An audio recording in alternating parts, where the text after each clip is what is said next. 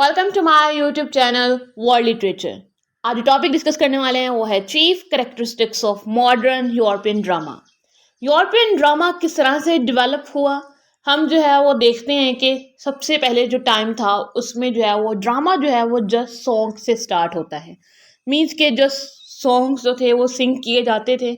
Then जो है वो इसमें एलिमेंट्स जो है वो ऐड होना स्टार्ट हुए। 14th century, medieval ages, Elizabethan era, उसके बाद शेक्सपियरियन प्लेज हो गए। तो डिफरेंट जो टाइम टू टाइम जो है ना वो इसमें जो है वो एडवांसमेंट्स आती रही ड्रामा में, और 19th एंड 20th सेंचुरी तक जो है ये पहुंच जाता है।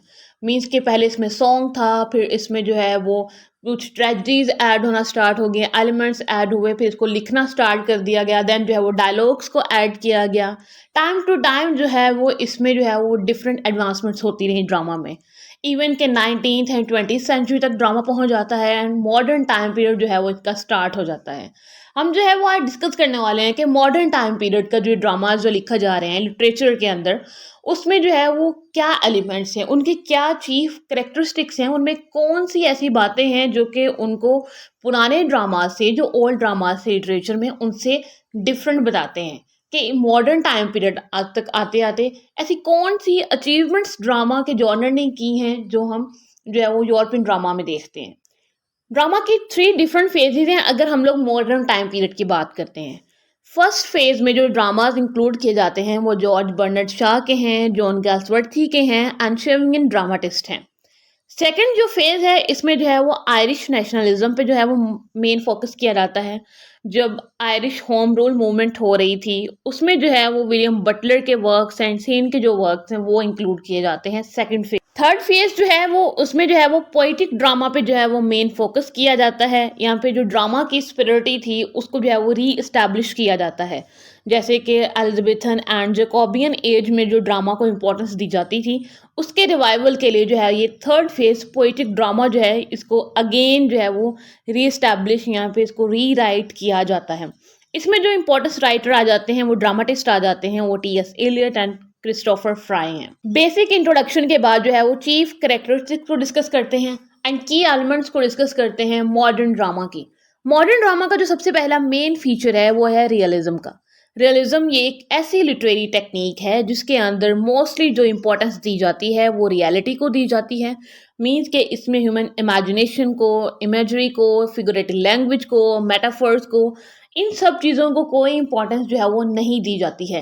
रियलिटी बेस्ड जो ड्रामाज हैं वो लिखे जाते हैं, स्क्रिप्ट्स जो हैं वो लिखे जाते हैं, और जो किसी भी ड्रामा में जो आर्टिफिशियल एलिमेंट्स होते हैं उन सबको जो है वो इग्नोर किया जाता है। रियलिस्टिक ड्रामाज में जो मेन कंसर्न होता है वो प्लॉट होता है, उसका करेक्टर होता है, डायलॉग होता है, डिक्शन, सेटिंग एंड थीम्स, इन सब पे जो है ना वो मेन फोकस किया जाता है। 2 टाइप्स का जो है ना वो रियलिज्म होता है, एक पोइटिक होता है, एक सोशल होता है। पोइटिक रियलिज्म पे जो है वो जो हमारी रियलिटीज़ हैं लाइफ की अनप्लेजेंट, जिनके अंदर कुछ अच्छा नहीं हो रहा है, उन रियलिटीज़ को जो है वो लिखा जाता है। जैसे कि पीजेंट्स की लाइफ हो गई या फिर आयरिश मूवमेंट हो गई, इस टाइप के जो ड्रामाज हैं उनको हम लोग पोइटिक रियलिज्म कहते हैं। एंड सोशल रियलिज्म जो है वो होता है जिसके अंदर हम लोग सोसाइटी को डिस्कस करते हैं। सोसाइटी में क्या डिप्रेशन है, किस तरह से वॉर्स जो हैं वो इम्पैक्ट करती हैं, एंड कैपिटलिज्म के क्या इल इफेक्ट्स हैं, उन सबको जो है वो सोशल जो रियलिज्म होता है इसमें डिस्कस किया जाता है। नेक्स्ट जो की एलिमेंट जो है वो मॉडर्न ड्रामा में मिलता है वो है नेचुरलिज्म। नेचुरलिज्म जो कि नेचर से रिलेटेड होता है, एक टाइप की रियलिज्म की ही हम फॉर्म कह सकते हैं, क्योंकि रियल वही होता है जो नेचुरल होता है, जो कि नेचर से बिलोंग करता है। उसी चीज़ को जो है वो हम लोग नेचुरलिज्म भी कह देते हैं एंड रियलिज्म भी कह देते हैं।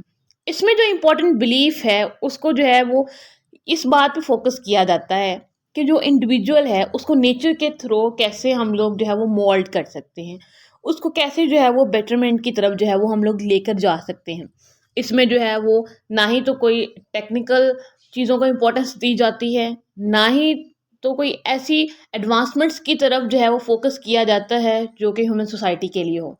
बिकॉज जो भी टेक्नोलॉजी होती है, इंडस्ट्रियलिज्म होता है, इन सब कुछ चीज़ों को जो है वो आइडियलाइज किया जाता है और रियलिटी के जो है वो अगेंस्ट माना जाता है। इसीलिए इन सब चीज़ों को जो है वो नेचुरलिज्म में कोई इंपॉर्टेंस जो है वो नहीं मिलती है। नेक्स्ट जो टर्म है, जो की एलिमेंट है मॉडर्न ड्रामा का, वो है अब्सर्डिज्म। एब्सर्डिज्म जो है एक एग्जिस्टेंशियलिस्ट मूवमेंट है। इसके अंदर जो है वो एक फिलोसफिकल क्वेश्चन किया जाता है इन ड्रामाज में।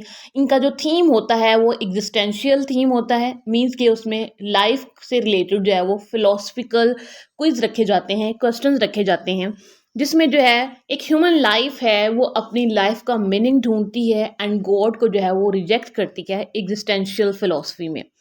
इसमें जो है वो यूनिवर्स को जो है वो ऑब्जर्व किया जाता है, यूनिवर्स में जो काउज है उसको ऑब्जर्व किया जाता है, और जो स्ट्रगल्स एंड पेन्स हैं यूनिवर्स की उन सबको जो है वो ऑब्जर्व किया जाता है एब्सर्डिज्म में।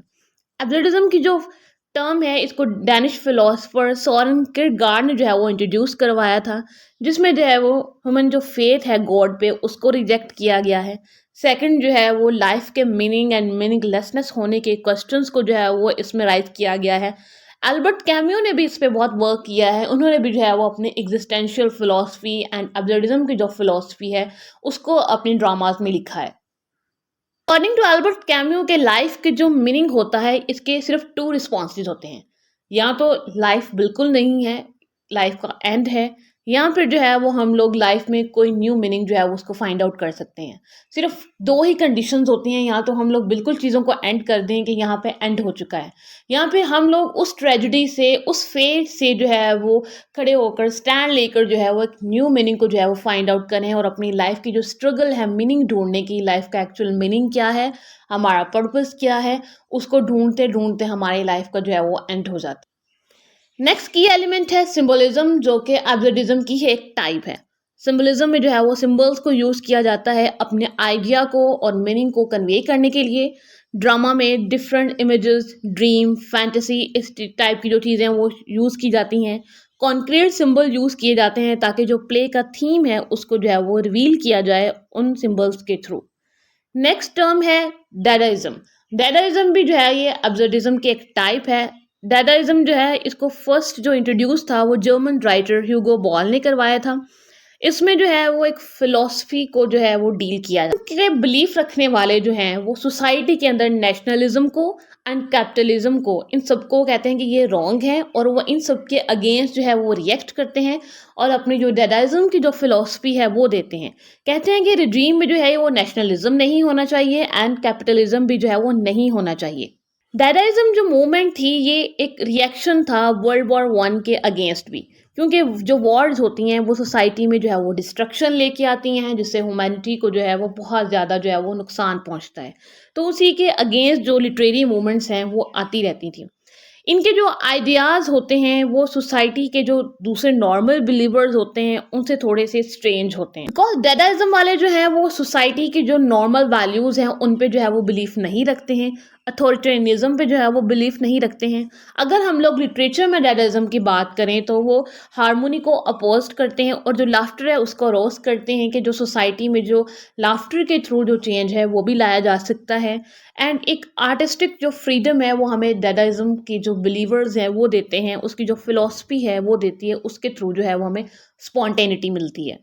आज के वीडियो में बस इतने ही की एलिमेंट्स हम डिस्कस करेंगे। नेक्स्ट वीडियो में जो है वो कुछ और एलिमेंट्स इसके रहते हैं वो भी डिस्कस करेंगे, एंड ड्रामा की कुछ एग्जांपल्स भी देखेंगे कि मॉडर्न ड्रामा कौन कौन से जो है वो पब्लिश हो रहे हैं एंड कौन कौन सी हमें लिटरेचर में एग्जांपल्स मिलती हैं जो कि यूरोपियन मॉडर्न ड्रामा को रिप्रेजेंट करते हैं। वीडियो को लाइक और शेयर और चैनल को ज़रूर सब्सक्राइब कीजिएगा। Thanks for watching my channel.